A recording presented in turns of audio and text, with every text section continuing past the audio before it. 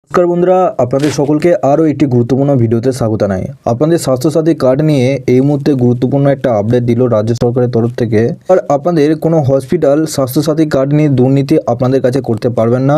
আপনাদের স্বাস্থ্যসাথী কার্ড নিয়ে আপনাদের অনেক কিছু গুরুত্বপূর্ণ আপনাদের নতুন নিয়ম বার করলো রাজ্য সরকার। আপনাদের সুবিধার্থে কি আপনাদের নিয়ম বার করলো, আপনি যাতে পরবর্তীকালে বিপদে না পড়তে পারেন বা আপনারা সেই নিয়ম যাতে জানতে পারেন, তার জন্য আপনাদেরকে কি জানানো হয়েছে সমস্ত ডিটেলস আপনারা এই ভিডিওটির মাধ্যমে জানতে পারবেন।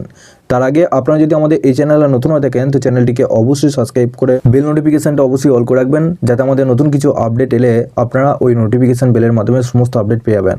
নিচে ডেসক্রিপশনে আমাদের হোয়াটসঅ্যাপ গ্রুপ এবং টেলিগ্রাম গ্রুপটিকে অবশ্যই জয়েন করে রাখুন, ওখান থেকে আপনারা প্রত্যেক দিন আপডেট পেয়ে যাবেন। দেখুন, এখানে আপনাদের বলা হয়েছে যে দুর্নীতি অতীত স্বাস্থ্যসাথী যুক্ত হাসপাতাল নিয়ে এবার কড়া সিদ্ধান্ত সরকারের, জারি করলো নতুন ফরমান। এখানে বলা হয়েছে যে পশ্চিমবঙ্গ সরকারের জনকল্যাণমূলক প্রকল্পগুলির মধ্যে একটি হলো স্বাস্থ্যসাথী কার্ড। সাম্প্রতিক অতীতে এই স্কিম নিয়ে একাধিক দুর্নীতির অভিযোগ সামনে এসেছে। স্বাস্থ্যসাথী কার্ডকে কাজে লাগিয়ে বাড়তি টাকা আয়ের অভিযোগ উঠেছে কয়েকটি বেসরকারি হাসপাতালের বিরুদ্ধে। এবার সেসব বন্ধ করতেই উদ্যোগী সরকার। স্বাস্থ্য দপ্তরে কানেও এসেছে স্বাস্থ্যসাথী নিয়ে অভিযোগ। রাজ্যের স্বাস্থ্য ব্যবস্থায় আরজিকর কাণ্ডের আঁচ ব্যাপকভাবে পড়েছিল। সেই সময় বহু মানুষ বেসরকারি হাসপাতাল অথবা নার্সিংহোমে চিকিৎসা করাতে বাধ্য হয়েছিল।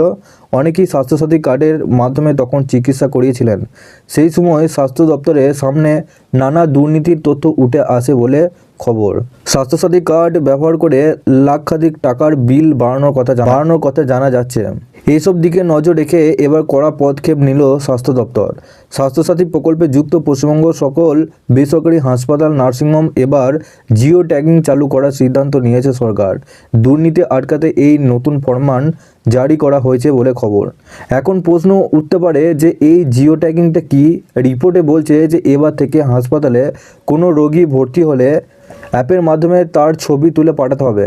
সংশ্লিষ্ট রোগীর নাম, কোন হাসপাতালে ভর্তি হয়েছেন, সেখানে কতদিন থাকছেন, কোন জায়গায় ছবি তোলা হয়েছে, এমন নানান তথ্য জানাতে হবে বলে খবর সূত্রে জানা যাচ্ছে। এছাড়া রোগীর অস্ত্রোপচারে আগের পরের এবং হাসপাতাল, নার্সিংহোম থেকে ছুটির সময়কাল ছবিও এবার থেকে পাঠিয়ে দিতে হবে স্বাস্থ্য দপ্তরে। জানা যাচ্ছে যে কৃত্রিম বুদ্ধিমত্তা ব্যবহার করে সম্পূর্ণ পদ্ধতি চলবে। হাসপাতালে 50 মিটারের মধ্যে এই অ্যাপ কাজ করবে।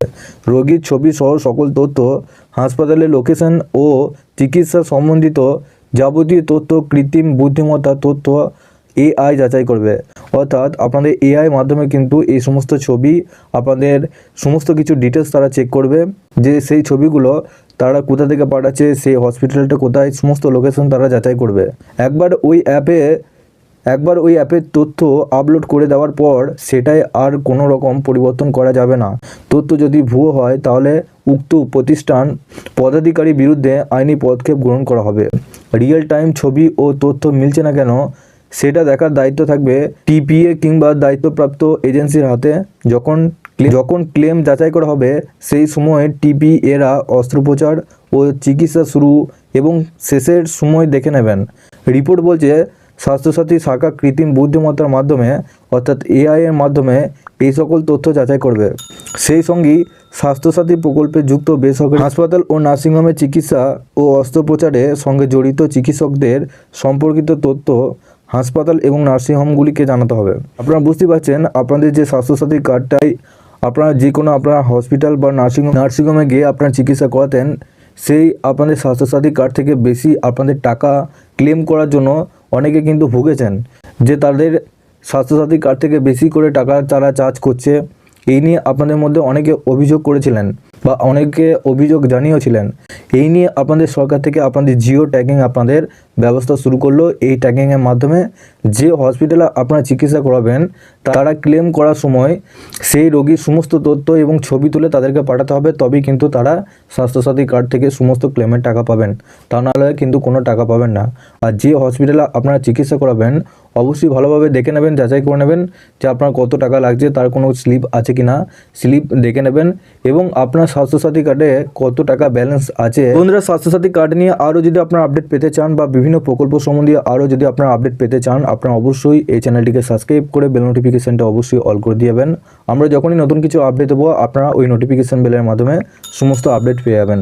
আর নিচে ডেসক্রিপশনে আমাদের হোয়াটসঅ্যাপ গ্রুপ এবং টেলিগ্রাম গ্রুপটিকে অবশ্যই জয়েন করে রাখুন। ওখান থেকে আপনারা প্রত্যেক দিন আপডেট পেয়ে